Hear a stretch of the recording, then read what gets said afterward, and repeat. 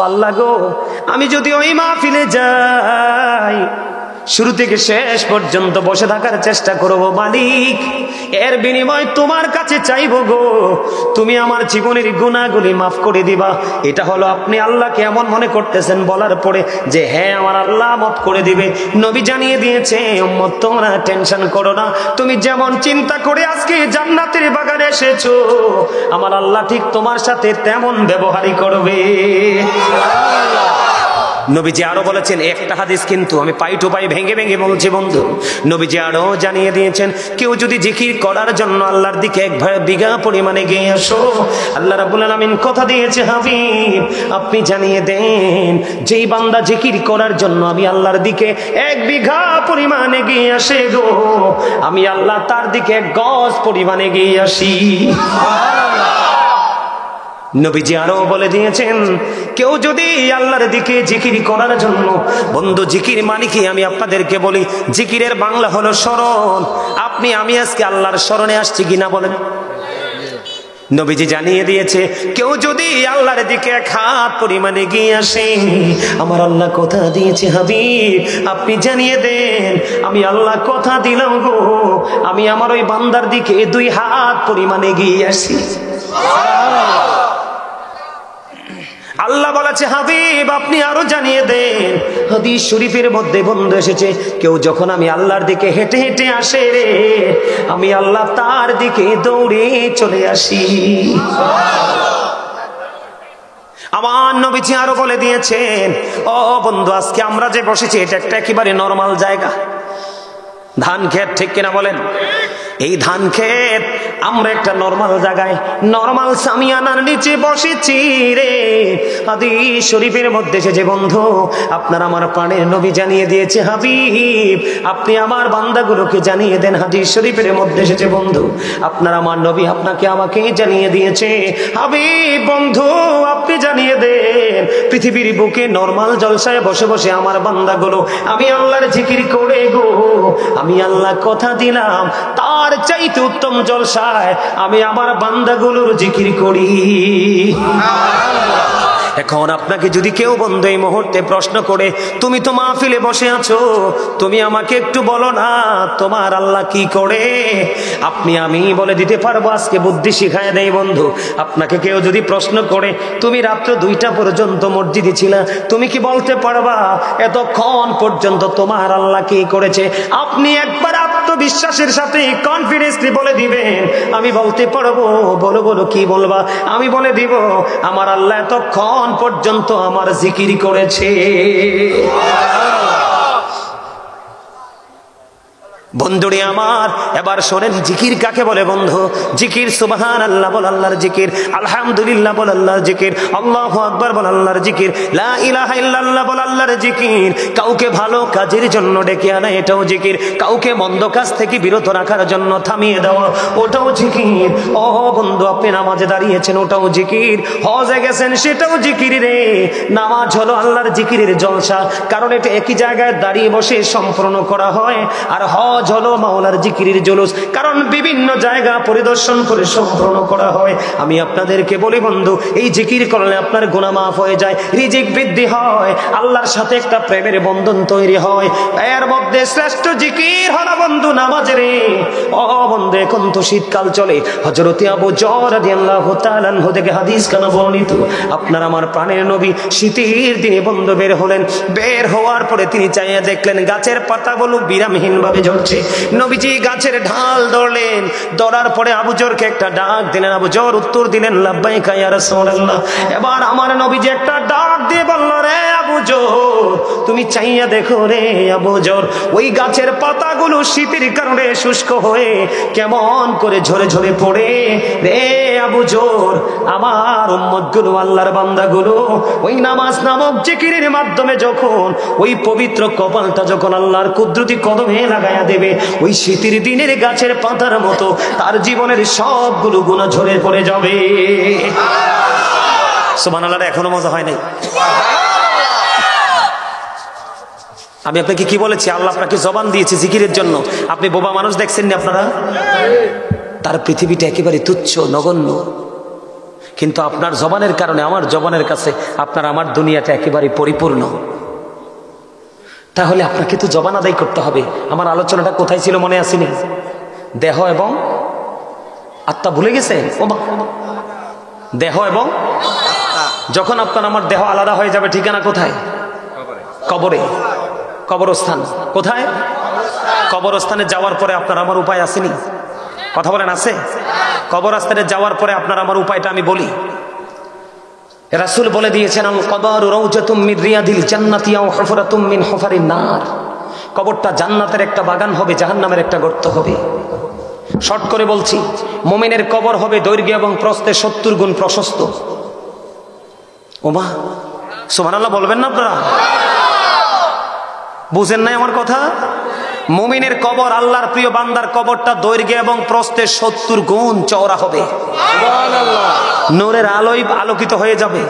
সুবহানাল্লাহ। আর যারা মুনাফিক, তাদের কবরটা এত সংকুচিত হবে, কবরে রাখার পরে আল্লাহ অর্ডার করে মাটিকে চাপ দিতে। চাপ দেওয়ার সঙ্গে সঙ্গে তার পাঁজরের হাড় একটা আরেকটার ভিতরে এমনি ঢুকে যাবে। নাউজুবিল্লাহ বলেন না? ঢুকে যাবে। ওই যে একটু আগে বললাম, লা ইয়ামুতু, মরতে পারবে না, চিৎকার করতে থাকবে। ফিহা ওয়ালা ইয়াহইয়া, বাঁচতেও পারবে না, চিৎকার করতে থাকবে। ওমা হুম আনহা বিগাইবিন, পালাতেও পারবে না। পারবে কেমনে? এদিকে তাকান। আল্লাহ বলেছেন, ইন্না বাতশা রাব্বিকা লাশাদীদ, the seizing of Allah is difficult. আল্লাহর ধর, আল্লাহর পাকড়াও বড় শক্ত, বড় কঠিন।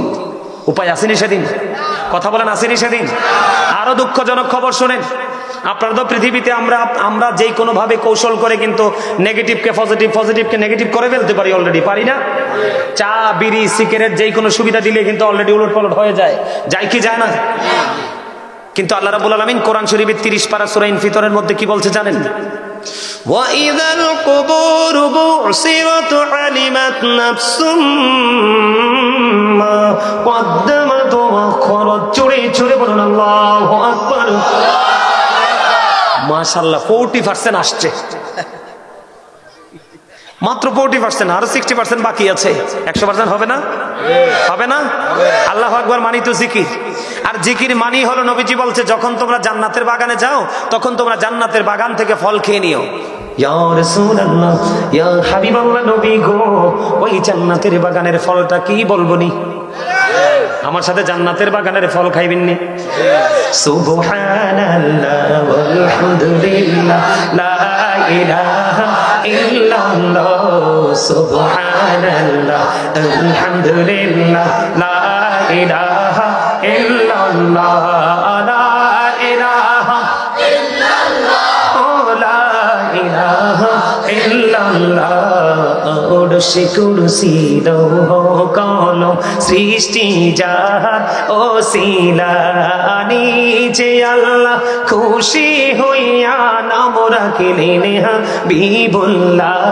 সুবহানাল্লাহ আলহামদুলিল্লাহ লা ইলাহা ইল্লাল্লাহ, সুবহানাল্লাহ আলহামদুলিল্লাহ লা ইলাহা ইল্লাল্লাহ, লা ইলাহা ইল্লাল্লাহ, লা ইলাহা ইল্লাল্লাহ। নামের সাথী নাম মিশাইয়া যারে আল্লাহ পাঠাইলা, নামের সাথী নাম মিশাইয়া যারে আল্লাহ পাঠাইলা, নিজে আল্লাহ দোস্ত বলে তাহার প্রেমে বুঝিলা। সুবহানাল্লাহ আলহামদুলিল্লাহ লা ইলাহা ইল্লাল্লাহ, সুবহানাল্লাহ। মুহাম্মদে আলহামদুলিল্লাহ লা ইলাহা ইল্লাল্লাহ, লা ইলাহা ইল্লাল্লাহ, লা ইলাহা ইল্লাল্লাহ, লা ইলাহা ইল্লাল্লাহ মুহাম্মাদুর রাসূলুল্লাহ সাল্লাল্লাহু আলাইহি ওয়াসাল্লাম। জোরে জোরে আলহামদুলিল্লাহ। আলহামদুলিল্লাহ সুন্দর হয়েছে নি? অল প্রেজ ইজ টু আল্লাহ, সমস্ত প্রশংসা আল্লাহর জন্য। কার জন্য? লাভ ফর আল্লাহ, ভালোবাসা কার জন্য? 10টা বাজে তোমাদের মধ্যে বিরক্তি চলে আসলো? আশ্চর্য, বিরক্তি হয়? মুরব্বীরা বললেন না আপনারা অ্যাক্টিভ আছেন, আমি আপনাদের পক্ষে আছি। আমার যুবক ভাইরা বলো তোমরা কি তোমাদের কাছে ভালো লাগে? যুবকরা মুরব্বীরা কেউ হাত তুলবে না, যুবকরা সোজা করে হাত তোলো। যুবক ভাইরা সোজা সোজা। আল্লাহু আকবার, ইয়া রাসূলুল্লাহ, ইয়া গাউসুল আজম দস্তগীর, হাত নামান। এই ওয়াজ বুঝতে হবে আগে। প্রত্যেকটা পার্সন ডবল না, একটা হলো দেহ আর একটা হলো আত্মা। কি? পৃথিবীতে যতদিন থাকবেন আপনার লাগবে দেহের খাবার। কি কোন চাচা? পৃথিবীতে যতদিন থাকবেন আপনার লাগবে কিসের খাবার? কবরে যখন যাবেন আপনার লাগবে রুহের খাবার। কের খাবার? এটা কিন্তু দেহের খাবারের জায়গা না, এটা হলো রুহের বাজার করার মার্কেট। সুবহানাল্লাহ বলবেন না? এইখানে আসে মাহফিলে এসে বসার পরে কি অন্তর শান্তি হয় না দেহ শান্তি হয়? অন্তর শান্তি হয়। এই তো চমৎকার। আপনি আজকে আসছেন রুহের বাজার করতে, এখান থেকে রুহের বাজার করবেন। দেহের বিভিন্ন ধরনের খাবার আছে না? চা আছে, কফি আছে, গোস্ত আছে, রুটি আছে, ভাত আছে, আছে না? বিভিন্ন খাবার, এটা দেহের খাবার। ঠিক রুহের কিন্তু বিভিন্ন ধরনের খাবার আছে। সুবহানাল্লাহ আছে, আলহামদুলিল্লাহ আছে, আল্লাহু আকবার আছে, নামাজ আছে, রোজা আছে, হজ আছে, যাকাত আছে, দান আছে, সালাম আছে, এগুলো হচ্ছে রুহের খাবার। সুবহানাল্লাহ বলেন আর জোরে, আর একটু মহব্বতে। আমি আজকে আলোচনা নিয়ে আসছি বন্ধুরা আমার আলোচনা ঢুকতে চাই। আমার অনেক সময় প্রায় 1 ঘন্টা পার হয়ে গেছে আপনাদেরকে বুঝাইতে। আমার ওয়াজে ঢুকলে কি আপনারা চলে যাবেন? আমার সামনে কোরআন শরীফটা আছে, এর জন্য আমি খুশি আছি। যুবক ভাইরা তোমরা কি চলে যাবা? তোমাদেরকে দেখে আমার কাছে ভালো লাগছে, ওয়াজ করার মানসিকতা আরো বেড়ে গেছে। কারণ আমি তোমাদেরকে দেখলে আমি খুশি হই, আশ্বস্ত হই। এই কারণে আজকে যদি আলোচনা শোনো, আরেকদিন আলোচনা শোনো, তোমাদের মানসিক পরিবর্তন আসবে আমি বিশ্বাস করি। যদি পরিবর্তন না আসতো তাইলে রাসূল ওই হাদিস বলতো না। আমি তোমাদেরকে একটা কথা বলতে গিয়ে অন্যদিকে ঘুরে গিয়েছিলাম। এই পৃথিবী থেকে সূর্যটা 9,13,00,000 মাইল দূরে। সূর্যের আলো পৃথিবীতে আসতে সময় লাগে মাত্র 8 মিনিট 20 সেকেন্ড। প্রতি সেকেন্ডে 1,86,000 মাইল বেগে পৃথিবীর দিকে ছুটে আসে সূর্যটা। এই সূর্যের তাপ এত দূর থেকে আসে, তুমি আমি কিরণটা সইতে পারি না। অনেক আবরণ ভেদ করে আসে। তোমাদেরকে বলি, কাল হাসুরের দিন সূর্যটা তোমার আমার মাথার উপর থাকবে, 100 হাত উপরে থাকবে। এত বেশি তাপ হবে, ঘেমে যাবে, তুমি ঘামের মধ্যে ডুবে যাবে, দুর্গন্ধময় হবে পরিবেশ। তুমি বাঁচতে পারবা না, মরতে পারবা না, পালাতে পারবা না। আল্লাহ বলছে ধর্ম খুব শক্তভাবে, দৌড় দিতে পারবা না। কিন্তু সেই দিন সম্পর্কে আমার নবী একটা, তোমাদের যুবক ভাইদের জন্য আল্লাহর রাসূল একটা আশার আলো দেখিয়েছে। নবীজি জানিয়ে দিয়েছেন, যুবকেরা রে, যৌবন কালে তোমরা বেশি বেশি করে আমল করো। দুনিয়ার যা কিছু তোমরা সবই করো, সমস্যা নেই, কিন্তু পাশাপাশি তোমরা যৌবন কালটাকে আমলেও নিয়োজিত রাখো, কাজে লাগাও। কারণ কাল হাসরের ময়দানটা হবে অত্যন্ত ভয়ঙ্কর। কেমন ভয়ঙ্কর হবে? কোরআন শরীফের মধ্যে 30 পারা, সূরার নাম হলো সূরা ইনফিতর। সূরা ইনফিতরের প্রথম দিকে আমি নজর দিয়ে দেখলাম, আল্লাহ রাব্বুল আলামিন বলেছে, যুবক বন্ধু তোমরা সবাই শোনো। আল্লাহ রাব্বুল আলামিন বলেছেন, ইদাস সামাউ ফাতারাত ওয়া ইদাল কাওয়াকিবু তাযরাত ওয়া ইদাল বিহারু ফুজ্জিরাত ওয়া ইদাল কুবুরু বুসিরাত আলিমাত নাফসুম মা কদ্দামাত ওয়া আখখারাত। জোরে জোরে বলো আল্লাহু আকবার। যুবক রে, কেমন করে বুঝাইলে বন্ধু তোমরা বুঝবা? ও যুবক ভাই, কেমন করে বললে তোমরা শিখবা রে? আমার জানা নাই, সর্বোচ্চটা দিয়ে বলার চেষ্টা করতেছি রে বন্ধু। তোমরা একটুখানি শোনো। মাথার উপরে এখন আকাশ দেখতে পাও, মাঝে মাঝে আকাশের গায়ে তোমরা তারা দেখতে পাও, ঠিক কিনা? আল্লাহ বলেছেন, ইদাস সামাউ ফাতারাত, ওই কিয়ামতের দিন আকাশটা ভেঙে চুরে যাবে, আকাশটা ভেঙে চূর্ণ বিচূর্ণ হয়ে যাবে।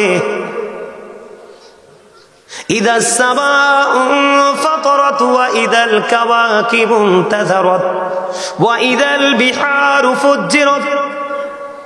আল্লাহ বলে দিয়েছে, আকাশ কিয়ামতের দিনে ভেঙে চলে যাবে রে, তারকাগুলো বন্ধু ঝরে ঝরে পড়বে, সমুদ্র সেদিন উদ্বেলিত হয়ে যাবে, কবরটাকে কবর বুসিরাত আলিমাত নাফসুম মা কদ্দামাত ওয়া আখখারাত। কবর যখন ওপেন হয়ে যাবে, এই পৃথিবীর প্রত্যেকটা মানুষকে কি করেছে আর কি করেনি প্র্যাকটিক্যালি সব সে দেখতে পাবে। জোরে জোরে আল্লাহু আকবার। ফাঁকি দেওয়ার সুযোগ আসেনি? কেরামান কাতিবিন কাঁদে বসিয়া সকল কর্ম লিখিতেছে হুকুমনিয়া, আল্লাহর হুকুমনিয়া। ঠিক কিনা বন্ধুরে আমার? শুধু আকাশটা বন্ধু ভেঙ্গে যাবে না, তারকাগুলো শুধু জলে পড়বে না, সমুদ্র সেদিন শুধু উদ্বেলিত হবে না, সুস্থ মানুষগুলো বন্ধু মাতাল হয়ে যাবে, কিন্তু আসলে তারা নেশাগ্রস্ত থাকবে না, নেশাগ্রস্ত হয়ে যাবে। গর্ভধারিণী মা সন্তান প্রসবের আগে সন্তান প্রসব করে ফেলবে, গর্ভপাত করে ফেলবে, সে বলতে পারবে না, এত ভয়ঙ্কর হবে। নবীজি বলেছেন নারী পুরুষ উলঙ্গ হয়ে ল্যাংটা হয়ে উঠবে। মা আয়েশা বললেন, ইয়া রাসূলুল্লাহ, নারী পুরুষ যদি ল্যাংটা হয়ে গো, উলঙ্গ হয়ে গো, নবী কেউ কি কারো দিকে নজর দিবে না?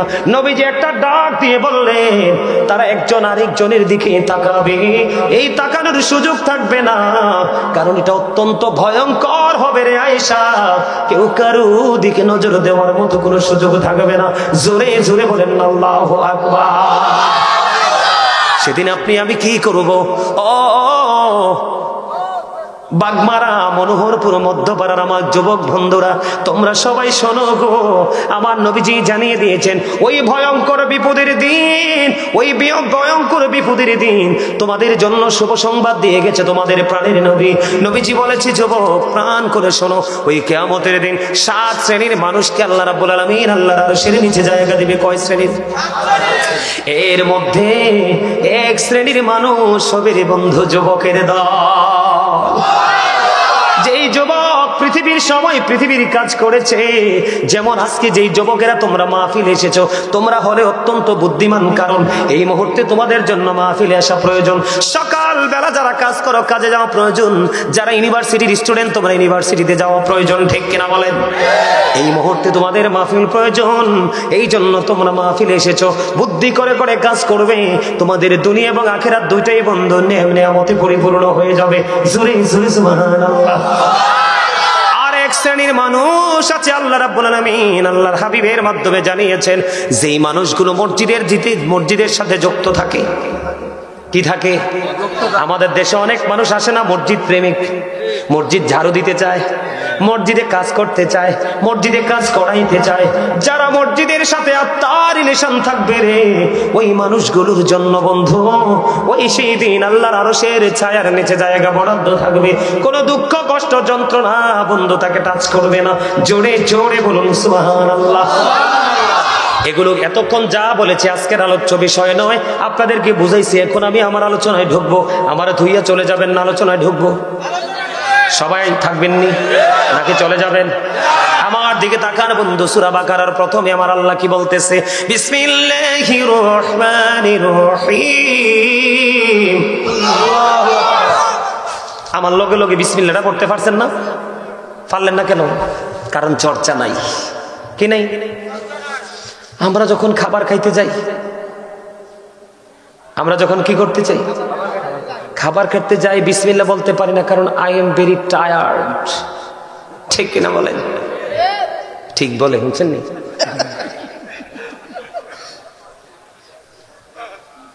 বলছি হ্যাঁ, খাইতে খাইতে খাইতে খাইতে এত বেশি ঢুকাইছি গলা পর্যন্ত আসছে, আলহামদুলিল্লাহ বলতে ভুলে গেছি।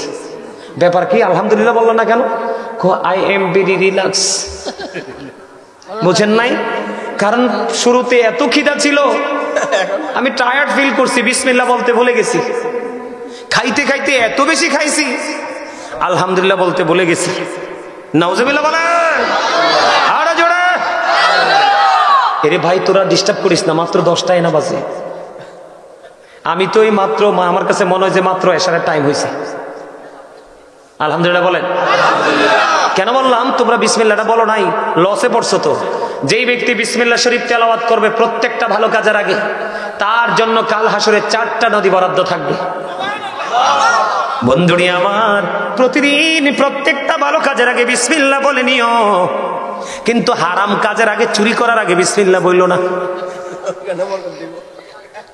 কারণ পবিত্র কাজের আগে বিসমিল্লাহ বলা হারাম, আর ভালো কাজের আগে বিসমিল্লাহ বলা নেয়ামত। তোমরা মনে করতেছো হুজুর নদী দিয়া কি করব? কিয়ামতের দিন এত ভয়ঙ্কর অবস্থা হবে, কলিজা ছিঁড়ে যাবে, কলিজা ফেটে যাবে। পানির জন্য তুমি পাগল হয়ে যাবে রে, কেউ তোমার সেদিন বন্ধু হবে না। নবীজি জানিয়ে দিয়েছে, উম্মত সাবধান হয়ে আসো, ওই দিন পাপ করে করে যদি কবরে আসো রে, তোমার জন্য এতটাই উত্তপ্ত গরম পানি তোমার জন্য বরাদ্দ করা হবে, মাথায় ডালতে দেরি, তোমার পেটের মধ্যে ঢুকতে দেরি হবে না। পেটের মধ্যে ঢুকতে দেরি রে, ভিতরের মধ্যে যা কিছু আছে সব কিছু বন্ধ লিকুইড হয়ে বের হয়ে যাবে। চিৎকার, কান্না, যন্ত্রণা, সেদিন কেউ থাকবে না তোমাকে সান্ত্বনা দেওয়ার। নাউজুবিল্লাহ বলেন। কিন্তু